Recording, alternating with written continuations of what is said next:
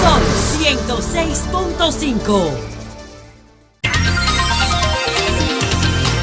Son las 6:58. Buenos días, dominicanos, dominicanas, ciudadanos, ciudadanas del mundo. Julio Martínez Pozo. Los comentarios de los temas más importantes en el programa de mayor influencia de la radio y la televisión nacional. En este martes 21 de mayo, año 2019, buenos días a todo el equipo del Sol de la Mañana, buenos días a toda la audiencia de Sol, a toda la teleaudiencia de Telefuturo, Canal 23, buenos días a todos y a todas. Y de inmediato, pues, agradeciendo todos los mensajes que hemos recibido y pues acogiendo y saludando la integración a este equipo, como ocurrió en el día de ayer, de la licenciada Farideh Raful. Entonces, señores, vamos de inmediato con algunos temas que tenemos aquí subrayados y otros que tal vez no habrá tiempo, pero veremos. Miren, en primer lugar, con relación a la decisión del Tribunal Superior Electoral, cuando el Tribunal Superior Electoral produjo su desquiciada decisión con relación al PRD, que desconocía el artículo 184 de la Constitución, que establece que las decisiones del Tribunal Constitucional establecen un precedente vinculante que son irrecurribles, yo expliqué que el problema en verdad no era con el PRD, sino que el PRD era la víctima escogida por un conflicto entre el Tribunal Superior Electoral y el Tribunal Constitucional.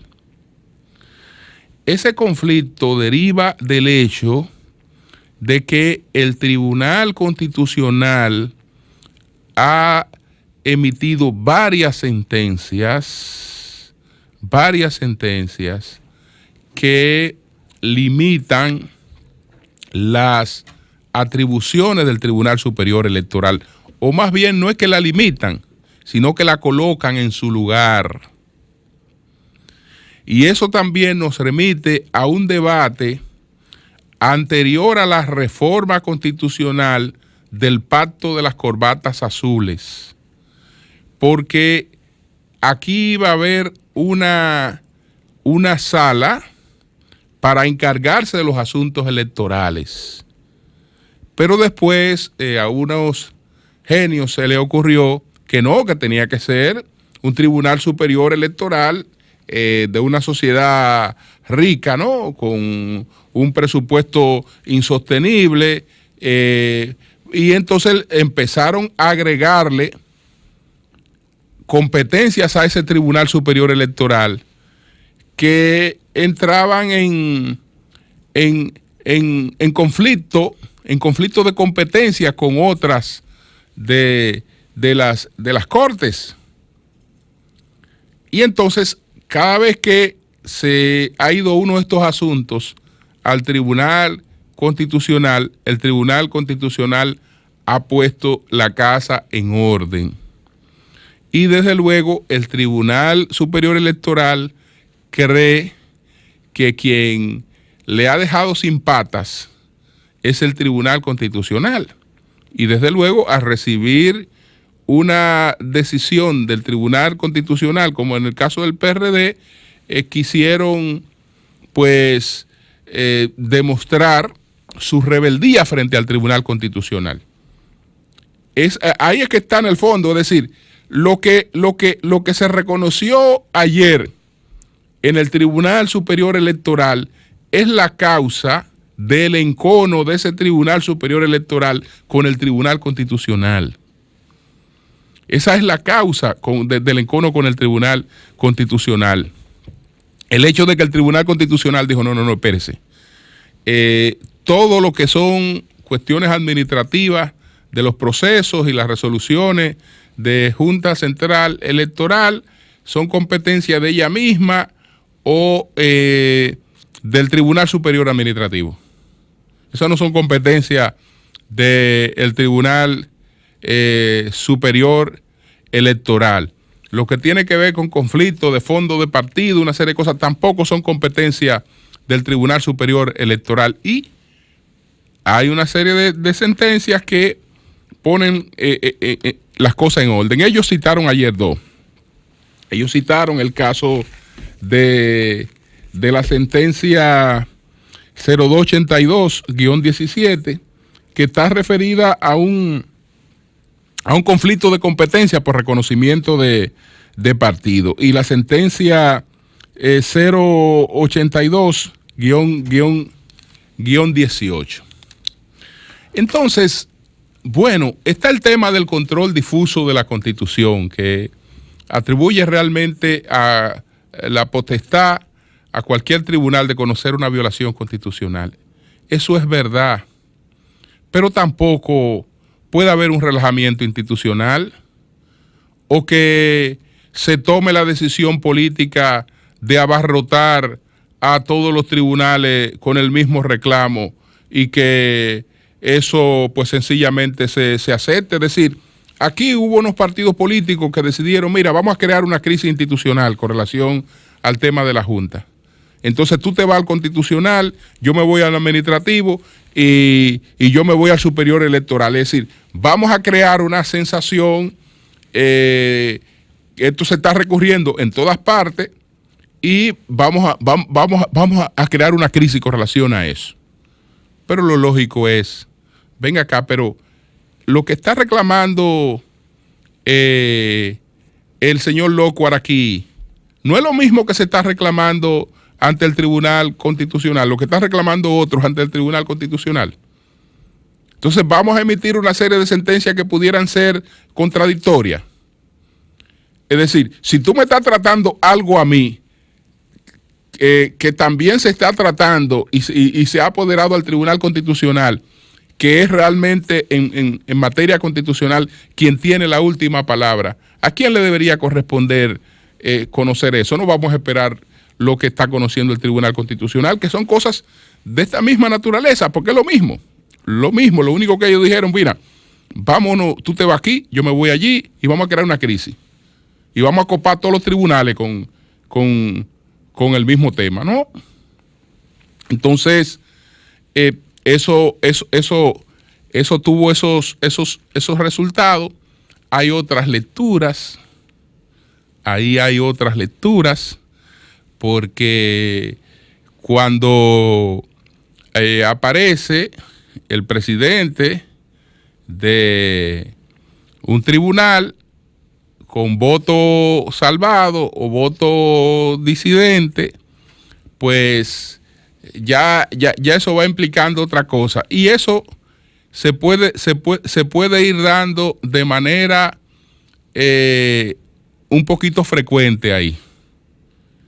Eso se puede ir dando de un poquito frecuente ahí. Porque quien no mide las consecuencias de las cosas que hace, y yo no estoy hablando de amenaza de tipo político, no, yo estoy hablando de violación a la institucionalidad.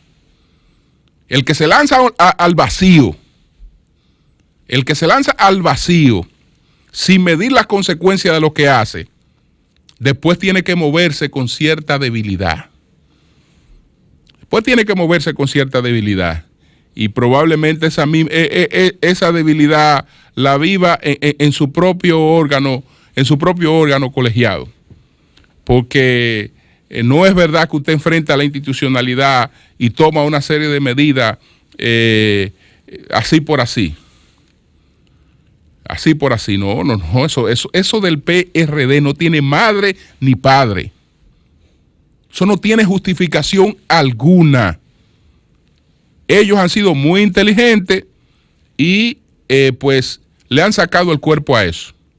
Es decir, han estado haciendo un proceso legal como si estuvieran como si hubiesen acatado la sentencia, al mismo tiempo que la recurren, pero todo lo que ellos han hecho equivale a restablecer lo que se anuló, pero no partiendo de la convocatoria, porque todo se parte de que el Tribunal Superior Electoral dijo, mira, esa convocatoria no fue válida porque no tuvo quórum, y por lo tanto todo lo que se decidió a partir de los eventos que convocó quedaron anulados. Perfecto. Entonces ellos se fueron a la parte inicial, a la parte antes de esa convocatoria, y produjeron otra convocatoria con un quórum certificado por la Junta Central Electoral. Y a partir de ahí han desarrollado todos los eventos que hemos visto que ellos han desarrollado con la finalidad de poder tener un PRD habilitado para tomar las decisiones que considere convenientes en relación con este proceso electoral. Pero lo fundamental es que la incompetencia no ha sido declarada por ellos. La incompetencia del Tribunal Superior Electoral frente a las cosas de las que fue apoderado ya la había declarado el Tribunal Constitucional, y las decisiones del Tribunal Constitucional son últimas e irrecurribles. Es decir, que los 3 miembros que acogieron la incompetencia saben que estaban acogiendo decisiones ya del Tribunal Constitucional, que son la base de la inquina, que son la base de el disgusto que hay en el Tribunal Superior Electoral con el Tribunal Constitucional, porque la pretensión es de hacer de ese Tribunal Constitucional otra burocracia amplísima, y yo les aseguro que en una próxima reforma constitucional, que ojalá no sea con prisa, ese tema sería uno de los temas objeto de revisión, porque no hay por qué tener tanto elefante blanco. Es decir, ese es un tribunal que tiene que tener unos objetivos concretos, y eso lo resuelve una sala habilitada para tales fines, que sobre todo opera con mayor continuidad en los procesos electorales. Entonces, por otra parte, vámonos al caso Tremors, y vamos a ver un resumen de la decisión que se adoptó ayer. Ciertamente una decisión sin precedentes, que varía una medida de coerción que parecía benigna en relación a un caso de tal gravedad como el caso que implica el caso Tremors Payero. Entonces, gente que estaba, por ejemplo, como el señor Tremors, que estaba con una medida de prisión domiciliaria variada, y gente que no tenía más que la presentación periódica variada a prisión. Vamos a ver cuáles son los argumentos, que hay un resumen de esa decisión. Bueno, en esta misma fecha comparecimos a la audiencia celebrada ante la segunda sala de la Cámara Penal de la Corte de Apelación del Distrito Nacional, en ocasión de los recursos de apelación incoados por la Dirección General de Impuestos Internos, la Procuraduría Fiscal del Distrito Nacional, el Ministerio Público y el imputado Ramón Rafael Tremors Payero, en contra de la resolución 0670-2019, entonces dictada por el 10º Juzgado de Instrucción del Distrito Nacional en funciones de Oficina Judicial de Servicio de Atención Permanente. En la audiencia antes indicada, la presentación de argumentos y conclusiones por los abogados de las partes y el Ministerio Público, el tribunal se retiró a deliberar, y tras varias horas de deliberaciones emitió la resolución número 502-2019, copia de la cual anexamos, mediante la cual dispuso en términos generales lo siguiente. 1. Acogió los recursos de apelación de la Dirección General de Impuestos Internos y del Ministerio Público y en consecuencia revocó los ordinales 3, 4, 5, 6 y 8 de la resolución 0670-2019 SMDC 00165 y 00188 de fecha 2 de febrero del año 2019, dictada por el 10º Juzgado de Instrucción del Distrito Nacional. Impuso la medida de coerción consistente en 6 meses de prisión preventiva en contra de los imputados Ramón Rafael Trémols Payero, Eduardo de Jesús Trémols Cruz, Herbie Rafael Trémols Payero, Daniel de Jesús Trémols Payero, Carmen Adela Trémols Cruz, Eddie Samuel Trémols Payero, Doris Alessandra López Urbáez y Leonardo Trémols Payero, para ser cumplido en el Centro de Coerción y Rehabilitación de Najayo, hombres y mujeres, según corresponda. Entonces, se confirmó la resolución recurrida en lo que respecta a los imputados Mariceli Cruz López y Rafael Trémols Acosta. Se desestimó el recurso de apelación de Ramón Rafael Trémols Payero por improcedente e infundado. Acogió la solicitud de declaratoria de complejidad del caso formulada por la Dirección General de Impuestos Internos y el Ministerio Público y en consecuencia declaró complejo el proceso penal seguido en contra de los imputados Ramón Rafael Trémols Payero y comparte. Fija revisión obligatoria de la decisión para el día 20 de agosto de 2019, entonces a las 9 a.m. En conclusión, se han endurecido las cosas para esta familia, sobre todo para su cabeza, que lamentablemente, y qué lástima que el abordaje totalmente abierto de este tema pueda traer una lectura que a mí no me interesa en estos momentos. Pero alguna vez, y ojalá no estemos en campaña y esas cosas no afecten aspiraciones para que lo que se plantee no se asocie al deseo de dañar absolutamente a nadie. Alguna vez habrá que enfocar cómo pretendió este señor resolver esa defraudación. Es decir, cómo ha pretendido. Y lamentablemente creo que no se percató que estamos en un mundo totalmente distinto. Estamos en un mundo totalmente distinto, donde usted está afectando intereses no solo locales. Las empresas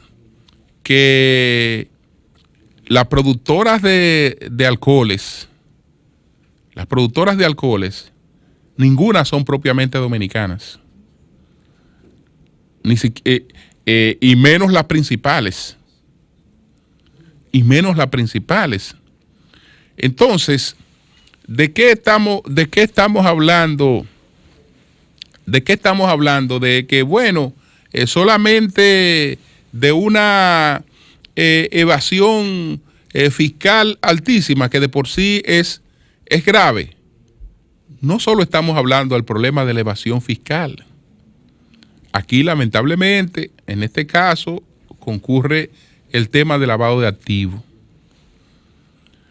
Lo que el Estado pierde con ese tipo de fraude no se puede calcular a partir de lo que deja de pagar al fisco quien comete el fraude. Es que eso tiene un efecto en cascada. ¿Por qué? Porque si afecto un mercado donde hay mucha gente que está compitiendo con las reglas del mercado, es decir, pagando sus impuestos, pero comprando también productos de calidad y productos originales. Entonces, yo voy a competir con esas personas evadiendo el pago de los impuestos, pero además además, entonces con adulteraciones que pueden poner en peligro la salud de quienes consuman esos productos. ¿Qué yo estoy haciendo en el fondo? No es solo lo que yo dejo de pagar, lo que el Estado no está percibiendo, ¿no? El Estado no está percibiendo lo que pudieran estarle pagando decenas de empresas que yo he afectado con mi operación ilegal. Porque esas decenas de empresas que yo he afectado pagan sus impuestos.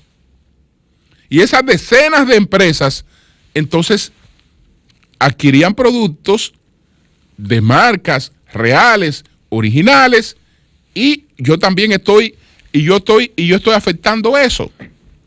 Entonces, él quiso, lamentablemente, buscar callejones para buscarle una salida a esto y agravó el problema. Agravó el problema frente a la benignidad de la medida de coerción de la que fue objeto. ¿Qué pasó?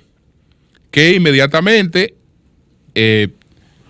Estados Unidos, y realmente todo el mundo sabe que en la dirección, que el tema no solo aquí, sino en cualquier parte del mundo, uno de los mecanismos que tiene Estados Unidos para vigilar el tema de la competencia está en el pago de los impuestos.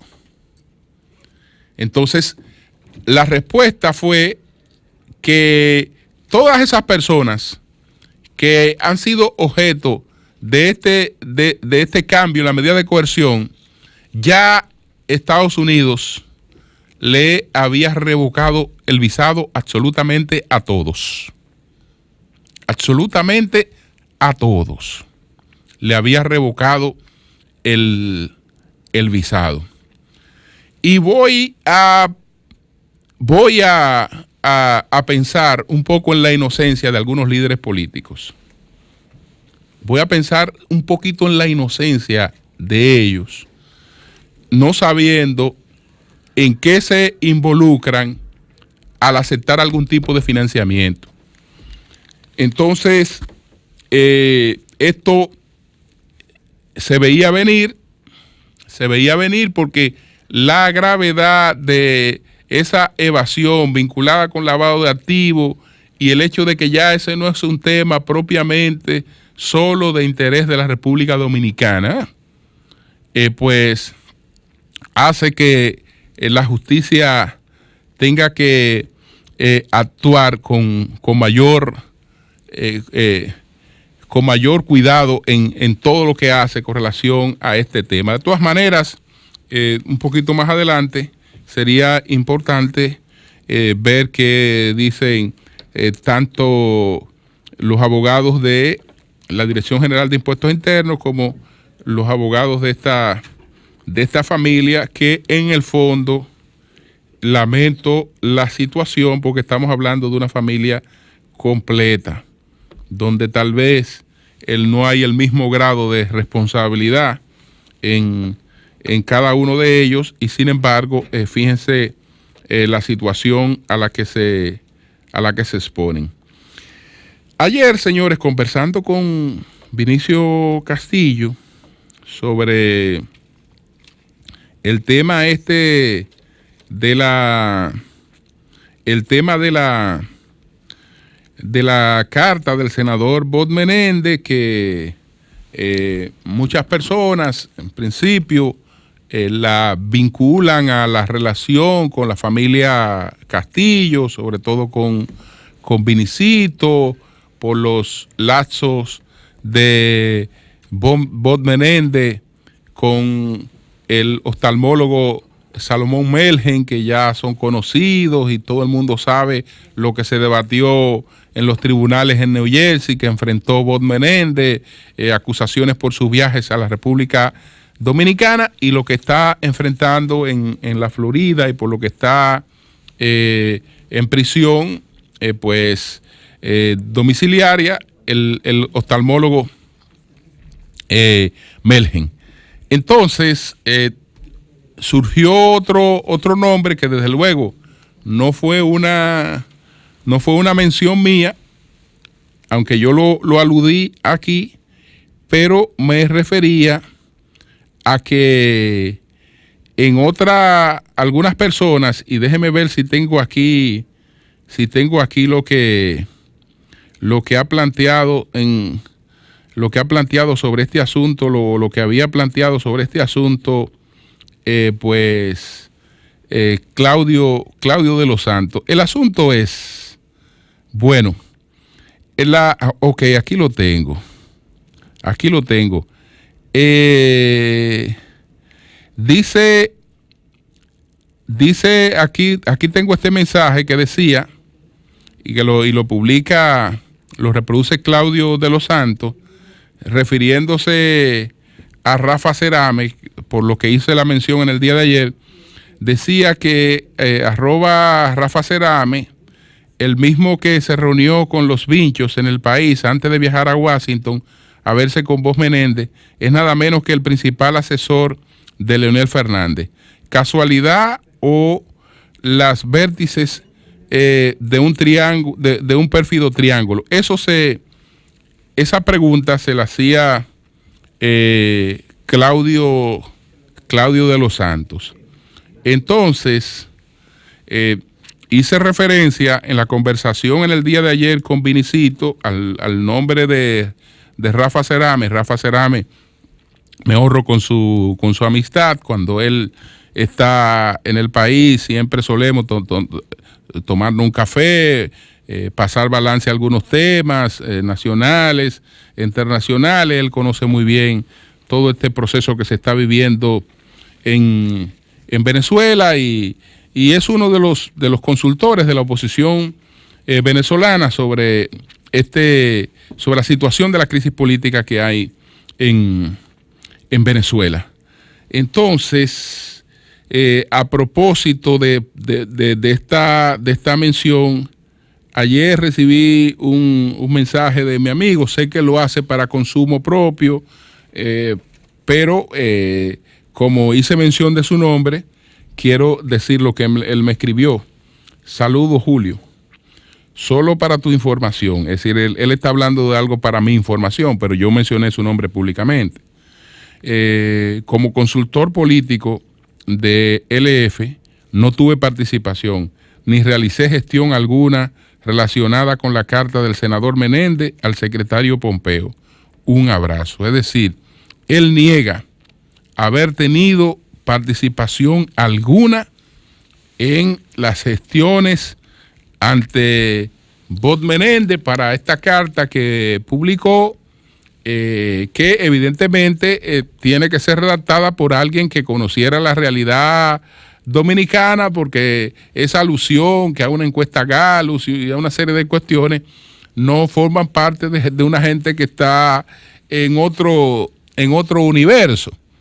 Entonces, ayer Vinicito decía que él tiene más de 8 años, que no tiene ningún tipo de contacto tampoco con Bob Menéndez y que descartaba eso, y además ya vimos la reacción que ha tenido el doctor Marino Vinicio Castillo de defensa al senador Menéndez, que ciertamente en momentos en que el país ha confrontado situaciones difíciles, él ha actuado como un aliado de la República Dominicana. Cuando abordé el tema de su carta, no hice un enfoque en el que se estuviera planteando esto como injerencia, aunque sí, cuando él le está pidiendo formalmente al secretario de Estado de un gobierno que intervenga en lo que pudiera ser una decisión soberana, absolutamente soberana de los dominicanos, ese hecho sí implica ya otra cosa, sobre todo en un país donde no hay una crisis institucional, no hay una crisis política, y en un país donde ese tema pues pueden dirimirlo perfectamente los dominicanos y llegar a una salida en relación con ese tema de si se produce o no se produce una reforma constitucional con la finalidad de habilitar al presidente Danilo Medina, que ya ha cumplido o cumplirá un segundo periodo. Entonces, el debate, como decía ayer, se ha reducido muy lamentablemente, y todo el mundo sabe que desde hace tiempo, si al servicio de algo podía poner la pequeña influencia o los pequeños conocimientos que tenga de política, si yo creía que podía contribuir en algo fuera de lo que uno hace en los medios de comunicación, era en ayudar a forjar nuevas opciones, en contribuir con que a estas alturas del juego el debate no fuera entre si compro un carro seminuevo o un carro viejo. Es decir, el debate debía ser, bueno, yo no quiero el carro seminuevo porque ya ese carro ya superó los 5 años de garantía. Entonces no, yo me voy con una opción nueva totalmente. No me voy ya con una opción que tiene un carro de 8 años, menos voy a comprar un carro de 12 años, ¿me entiendes? Pero lamentablemente hemos llegado a una polarización de esa naturaleza, y desde luego ahí ya hay una ventaja relativa, que ese no debió ser a estas alturas nuestro debate. Cambio y fuera.